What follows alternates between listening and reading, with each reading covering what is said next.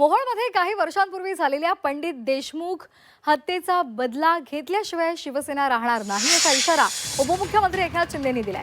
मोहोळमधील प्रचार सभेत ते बोलत होते। मोहोळ तालुक्यातील दहशत संपवल्याशिवाय शिवसेना राहणार नाही असं ते म्हणाले। अनगरच्या मिरवणुकीमध्ये बाळराजेंनी थेट अजित पवारांना आव्हान दिलं होतं। त्यानंतर बाळराजे चर्चेत आले होते।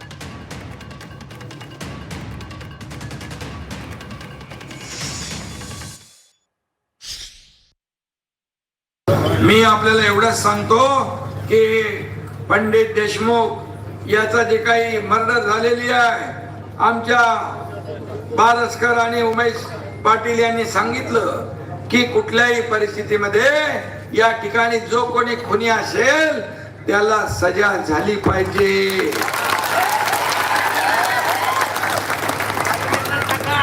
आणि चुकीला माफी नाही, चुकीला माफी नाही। आणि म्हणून जे जे काही तुम्हाला हरी साळवी पाहिजे, कोण पाहिजे, त्याची नेमणूक करण्याचं काम आपण करू।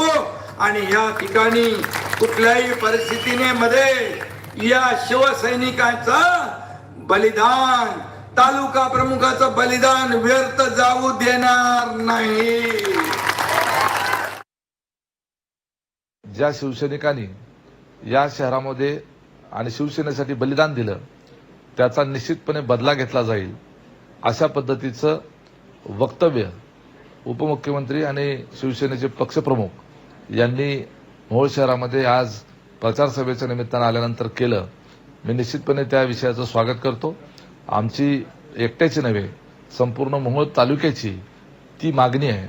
या मोहोळ तालुक्यातली दहशत, गुंडागर्दी ही फोपवण्यामागे पंडित देशमुख यांचं बलिदान व्यर्थ जाता कामा नये।